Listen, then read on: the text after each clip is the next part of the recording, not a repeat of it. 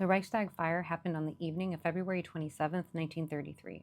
By the next day, February 28th, the so-called Reichstag fire decree had been put in place, revoking numerous rights for German citizens.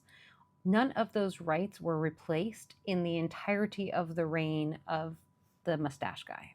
The basic gist of the story, although it's still not totally clear even now, is that people believe a Dutch communist set fire to the parliament.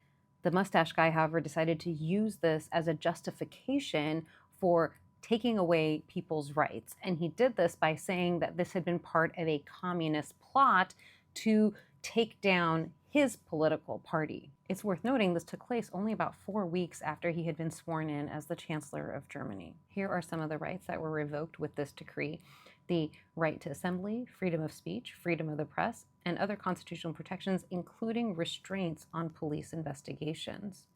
This decree gave the government explicit permission to arrest and imprison anyone they wanted to, right? Because they could label anyone as a political dissident, and they didn't have to have any specific charges even to do so.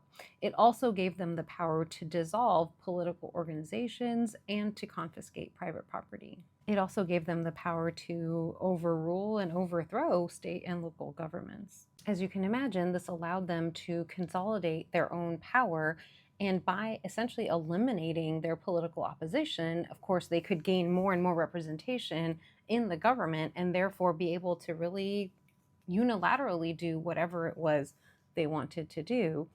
And they did this all under the guise that there had been some sort of uprising that they needed to protect the people from. These actions undermined the free press to such an extent that less than a decade later, the main media organization in Germany was state-sponsored media.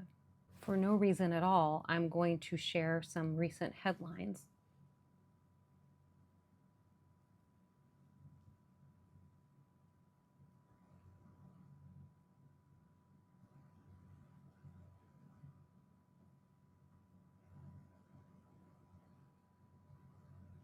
Most Germans at that time did not realize they were being played like a fiddle.